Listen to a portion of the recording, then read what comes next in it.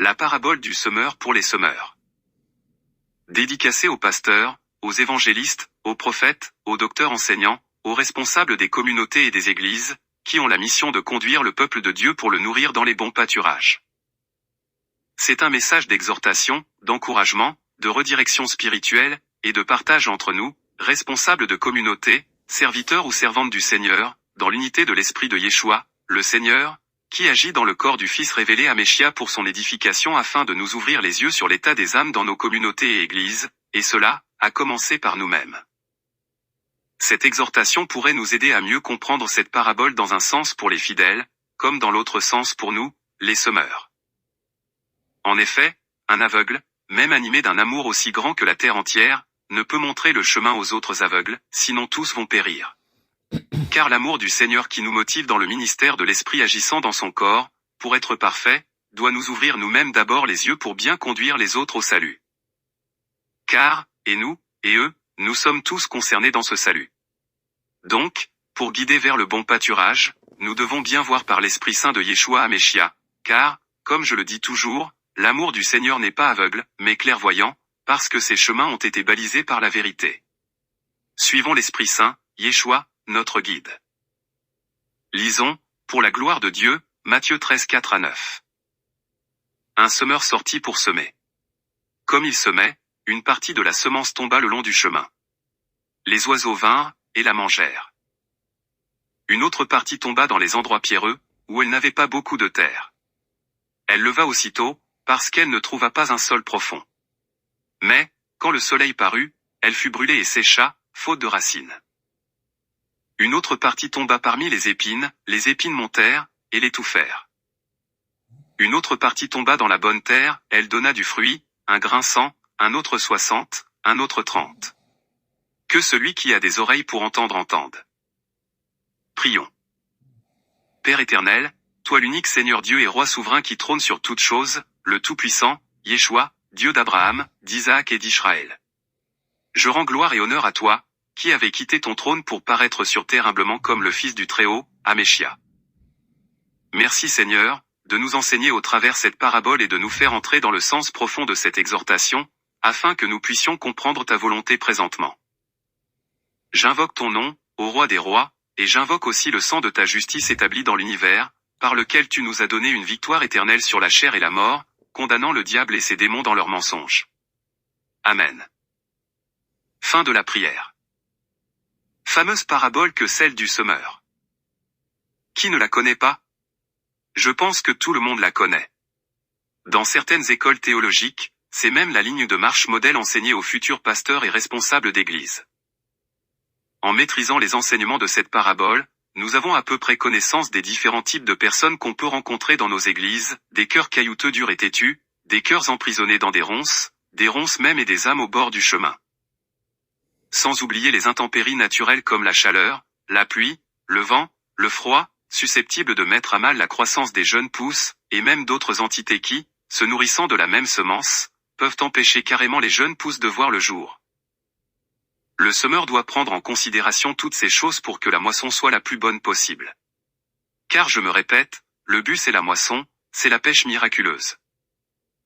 Mais, puisqu'il y a un mais, nous nous sommes tellement focalisés sur le peuple de Dieu, donc les différents sols qui avaient reçu la semence dans cet exemple, que nous en sommes arrivés à louper ou que nous sommes en train de rater le plus important de cette parabole, son personnage central, son acteur principal ayant premier rôle, le semeur. En effet, le Seigneur commence cette parabole en ce terme, un semeur sortit un jour pour semer. Sans aller plus loin, il s'agit avant tout d'un homme qui était, me semble-t-il, un semeur. Autrement dit, un cultivateur. Et il était sorti ce jour-là pour semer. Son travail n'était pas seulement de semer, mais de bien semer pour une moisson afin qu'il mérite son salaire. Donc si la moisson n'est pas bonne, le Seigneur lui sera aussi demandé des comptes car le champ lui avait été confié à lui. Aujourd'hui, c'est assez de toujours mettre le spot sur la terre qui reçoit la semence, sur le peuple de Dieu. Nous allons tourner maintenant la caméra et le spot sur le semeur, cet homme de Dieu qui avait pris la semence sur les instructions de son maître et était sorti pour semer. Lui, c'était un semeur, sans aucun doute, puisque c'est le Seigneur qui nous le dit. Sa semence est aussi bonne. Donc cet homme, serviteur de Dieu, connaissant la parole, sort pour annoncer l'évangile de son Seigneur. Il doit faire la mission pour laquelle il avait été mandaté en tant que semeur. C'est louable. Mais. Oui, il y a un mais, parce que, au semeur qui reçoit la semence, Dieu lui donne aussi les conseils, des instructions en ce qui concerne la semence et les sols afin que la moisson soit bonne. Parce que le semeur ne sort pas pour propager la semence dans le néant mais son but final est la moisson. Lorsque le semeur a pour but d'obtenir une bonne moisson pour son salaire, alors, il fait non seulement attention à la semence qu'il trie avec minutie, jetant et enlevant toutes les scories, les levains de pharisiens, mais aussi à l'état de la terre qui va recevoir la semence. Instruit sur les différents états de la terre, il doit la préparer, sarcler, bêcher, enlever les pierres, les ronces, les épines, etc. Vous voyez bien aimé que, pris dans cet angle-là, la parabole du semeur nous délivre son message dans toute son entièreté. Car je le répète, ce n'est pas seulement pour les types de sols qui reçoivent la semence, donc les fidèles, mais c'est aussi pour les semeurs, ceux qui la reçoivent et la sèment dans les cœurs des fidèles. Cet homme a été négligent, et n'a pas fait son travail en disciple averti.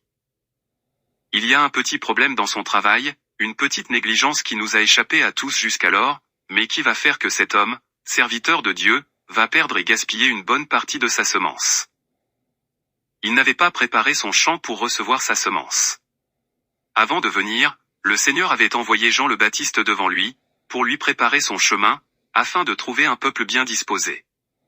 Ésaïe 43, Malachie 4 de 5 à 6, Matthieu 3:3, Luc 1:76 et 3 de 4 à 6. Il fallait donc à ce serviteur, avant de venir déverser sa semence sur la route, sur les cailloux et les ronces, et aussi en plein soleil, qu'il eût du discernement, de la sagesse afin de ne pas gaspiller la semence du Seigneur, la parole de son Dieu, offerte en nourriture pour la vie de son peuple. Oui, cet homme, en bon semeur, devait d'abord connaître les limites de son champ pour ne pas déborder et aller jeter la nourriture des enfants sur les bords du chemin. Ensuite, ayant connu les limites de sa circonscription, il devait ramener ceux et celles qui étaient hors du champ dans la parcelle. Ensuite, il devait enlever les pierres, les ronces, les mauvaises herbes, et bien retourner la terre, avant de semer la semence que son Seigneur lui avait confiée. Parce que, si l'on ne prend pas toutes ces précautions, et que l'on sème dans ces conditions, on ne peut plus après enlever ni les ronces, ni les épines. On sera obligé de laisser croître ensemble les mauvaises herbes et les bons fruits, à charge au Seigneur de séparer les bons grains des ivraies au jour du jugement. Mais d'ici, là, que le Seigneur revienne, combien de ceux qui sont sans racines seront étouffés par les choses du monde, combien vont tomber par les tentations diverses du monde? Nous voyons nos jeunes prophètes et serviteurs de Dieu qui avaient bien commencé, s'empresser de prendre la chair et quand le succès leur monte au nez, ils sombrent dans des sectes lucifériennes et des doctrines des démons peu de temps après leur consécration. Ainsi, comme celui qui avait semé en lui, n'avait pris ses précautions, comme il ne s'était pas laissé avertir et enseigner par l'esprit de ce qu'il fallait faire et comment, comme il n'était pas animé de l'amour de Améshy à accent grave pour ses brebis, nous pouvons aisément conclure que cet homme ne connaissait pas son Dieu, il a perdu non seulement des semences, mais aussi des hommes, ceux qui étaient sur le bord du chemin, ceux qui étaient sous les pierres, ceux qui étaient étouffés par les roncées.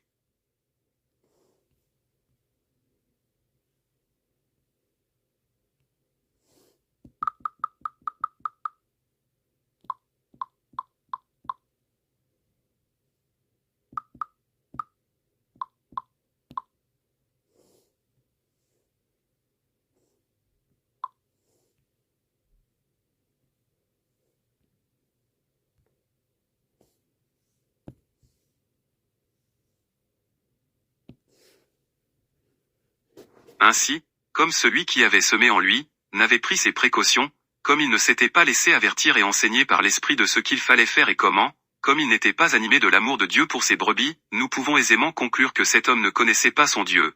Il a perdu non seulement des semences, mais aussi des hommes, ceux qui étaient sur le bord du chemin, ceux qui étaient sous les pierres, ceux qui étaient étouffés par les ronces et ceux qui étaient exposés au soleil. Puisqu'il n'avait pas bien préparé son travail, ceux qui avaient reçu la semence et produit des fruits, étaient une terre naturellement préparée par le Seigneur lui-même. Ne faisons pas le travail du Seigneur avec négligence. Sondons-nous vraiment si nous sommes dans la vérité avant d'enseigner, de semer. Quelle semence nous semons? La qualité de la semence que nous semons, ne dépend pas seulement de la compréhension des textes des Écritures, mais surtout de la révélation, de la lumière que Yeshua, le seul souverain qui est au-dessus de toute chose, Dieu éternellement béni, donne à ses serviteurs qui sont nés de lui et en lui, et qui marchent selon les directives qu'il leur donne par son esprit.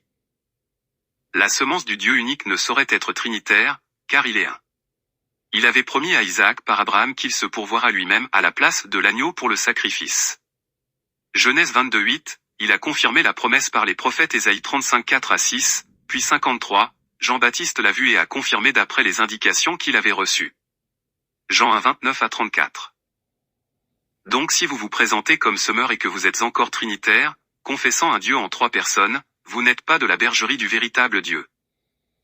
Quelle semence donnerez-vous au peuple de Dieu puisque vous n'avez vous-même aucune visibilité de la vie véritable? Quelle sera votre moisson? La vanité du monde.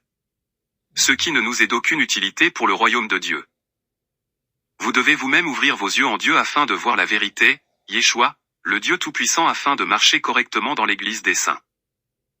En cela, frères, sœurs, il n'y a pas de contestation. Si vous contestez, c'est contre la vérité que vous vous insurgez. Et je sors ici mon vouvouzela, je monte sur le toit pour vous jacasser les oreilles de votre entendement en criant. Tous les trinitaires, tous les serviteurs et servantes qui ont bâti leur foi dans la Sainte Trinité sont des aveugles qui conduisent des aveugles. Amen. Paul, le dernier des 12 apôtres, avait donné un conseil imparable à son fils Timothée en attendant son arrivée afin que Timothée puisse marcher droitement et parfaitement dans l'Église du Dieu vivant, afin d'être un modèle pour les autres. 1 Timothée 3:14-16. Nous devons connaître le mystère de la piété, donc de la marche parfaite avec le Seigneur. C'est de savoir, de croire, d'accepter avec conviction et de confesser avec foi que le Dieu vivant, c'est celui qui s'est manifesté dans la chair dans l'univers, justifié par l'esprit qui animait la dite chair, vu des anges, prêché aux gentils, cru dans le monde, élevé à la gloire. Améchia, révélé homme. Et c'est là la règle, la mesure, le discernement pour savoir que tel serviteur est dans le vrai ou dans le mensonge. Mais si vous entendez toutes ces paroles édulcorées d'un parfum théologique de fausse vérité, et que vous la croquez quand même, c'est la mort assurée. D'ailleurs, l'apôtre Jean nous met en garde. Je vous laisse lire 1 Jean 2:21-23, 4:4-3. Nous étions tous des aveugles, mes frères, mes sœurs. Je l'étais aussi moi-même qui vous écris. Mais, maintenant, comme Paul sur le chemin de Damas, nous avons rencontré le tout-puissant Yeshua Haméchia. Son nom est au-dessus de tout nom qui peut se nommer sur terre, sous terre et dans les lieux célestes. Maintenant que je vois distinctement par sa grâce, je vous montre le chemin, la vérité et la vie, Yeshua Haméchia. Amen. Gloire soit rendue à Yeshua Haméchia, le Seigneur Dieu, le Tout-Puissant, Créateur de toutes choses, notre Sauveur, à cause du sang qu'il avait versé pour moi et pour nous tous sur la croix. Amen.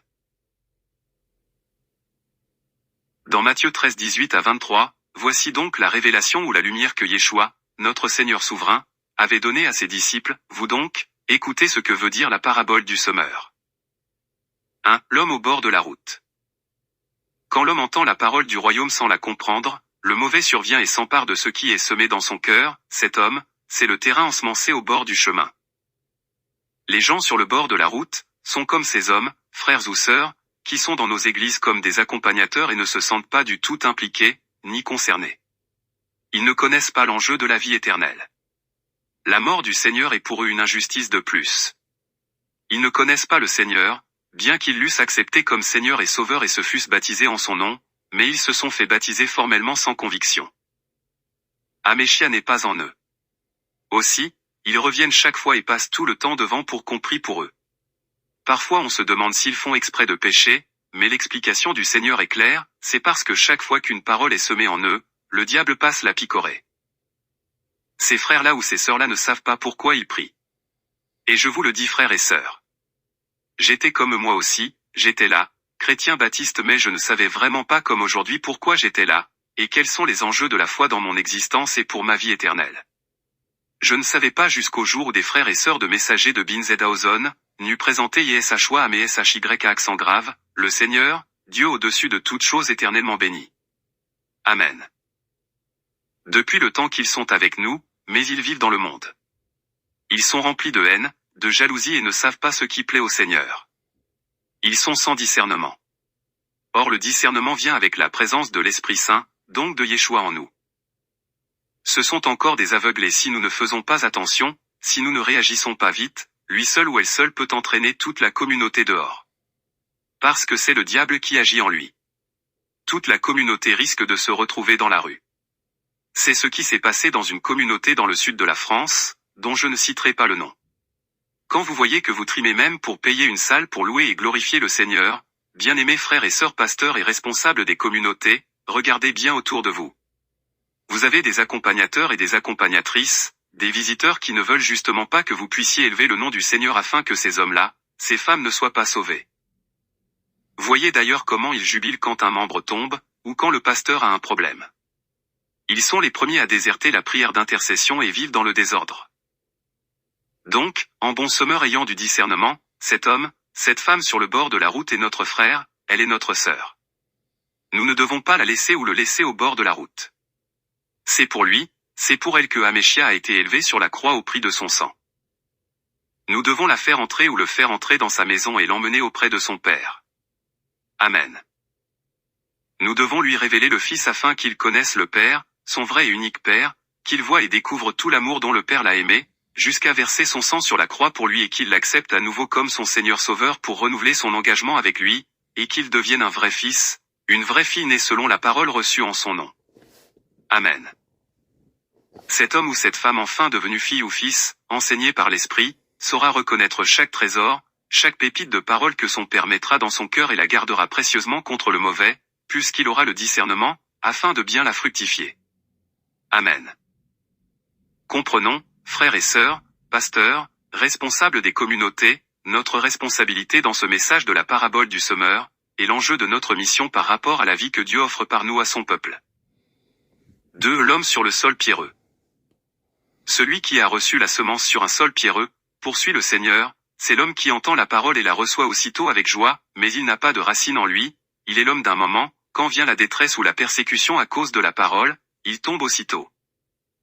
Le Seigneur nous dit dans Daniel 15, du verset 15 à la fin, que si nous voulons être enracinés dans la parole, nous devons apprendre à séparer le précieux, le Messie Yeshua en qui sont toutes choses et la vie dans la perfection, de ce qui est vil, donc le péché sous toutes ses formes. Nous devons bâtir la foi de ces hommes et femmes au cœur parfois dur dans Améchia, car c'est lui qui leur donnera le cœur de chair afin qu'il ou qu'elle soit attaché à son corps de gloire. Amen. Ce sont des gens qui connaissent la parole de Dieu, et qui sont même des fervents disciples et serviteurs, mais ce sont des accompagnateurs. À la moindre tribulation à cause de la parole, ils nous lâchent et doutent du Seigneur. Es-tu celui qui devait venir ou devons-nous en attendre un autre, demande Jean le Baptiste au Seigneur. Les différents sermons entendus, le pain mangé avec le Seigneur, les miracles opérés devant ses yeux, n'avaient pas empêché Judas d'aller jusqu'au bout de sa trahison. Jean-Baptiste et Judas et tous les autres traîtres comme tous les anges déchus, n'avaient pas considéré la moisson programmée par le Très-Haut, mais ils regardaient leur propre intérêt. Prions et intercédons pour eux et pour elles, parlons-leur des choses glorieuses que le Seigneur a préparées pour eux avant la fondation du monde, afin de les pratiquer en Améchia, afin que comme Pierre, à leur conversion, ils soutiennent les autres. Avant d'envoyer un soldat en guerre pour défendre sa patrie, il faut d'abord lui ouvrir les yeux sur les vrais enjeux de cette guerre. Et puisque dans cette guerre, nous avons en lui sur la croix remporté la victoire, il faut faire entrer le peuple dans la vérité de cette victoire afin qu'il la vive dans les tribulations et persécutions quand le diable et ses démons s'acharnent à les décourager. Amen. 3. L'homme dans les ronces. Celui qui a reçu la semence dans les ronces, poursuit le saint, c'est l'homme qui entend la parole, mais les soucis du monde et les séductions de la richesse étouffent la parole, et il ne donne pas de fruits. Daniel.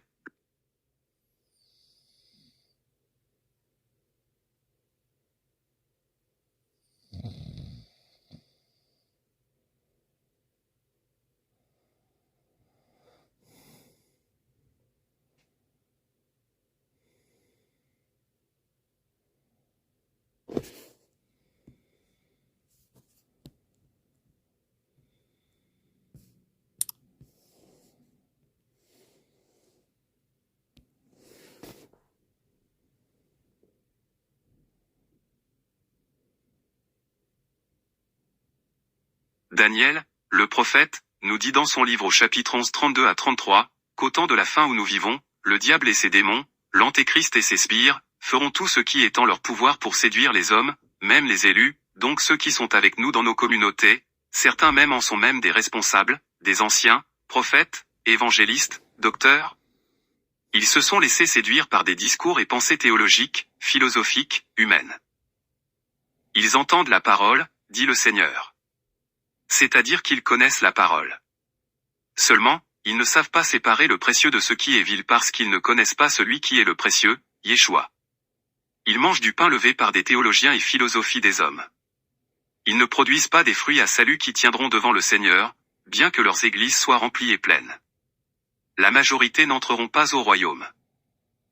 Puisque Daniel nous dit que ceux parmi le peuple qui connaîtront leur Dieu, agiront avec fermeté, ces gens-là, comme ceux qui sont dans des endroits pierreux, ne connaissent pas leur Dieu. La majorité est trinitaire, si pas tous. Alors ne regardez pas ce qui frappe l'extérieur, ni les apparences, ni les discours mielleux qui sortent de leur bouche, puisqu'ils n'adorent pas Yeshua HaMashiach, le Père et le Fils, alors sachez que l'esprit qui les anime ne vient pas de Dieu, mais de l'Antéchrist. Il faut prier pour eux. Et c'est ici que je demande aux frères et sœurs, celles et ceux qui ont l'esprit de Yeshua pour discerner ces hommes, de ne pas arrêter de trompeter. Sortons tous nos vouvouzlas, montons sur la montagne et que chacun souffle au nom de Yeshua jusqu'à la fin de son mandat. Amen. 4. L'homme dans le sol préparé.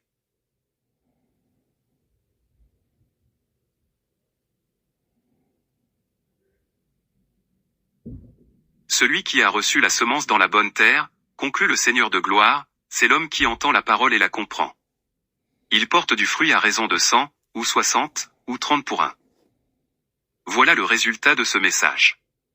Si nous voulons enfin que nos églises, nos communautés soient remplies des frères et sœurs qui seront pour nous-mêmes une grande bénédiction, alors, préparons la terre. Faisons entrer ceux et celles qui sont au bord de la route dans la maison auprès du Père afin que le Père lui-même se révèle à eux. Enlevons dans leur cœur les pierres et donnons-leur le cœur de Yeshua, le Seigneur dans son amour manifesté sur la croix en versant son sang. Enlevons les ronces et les épines dans leur cœur en leur annonçant la vérité, afin que leur foi soit fondée sur Yeshua, la vérité. Message évangélique, Justin Jules Simba.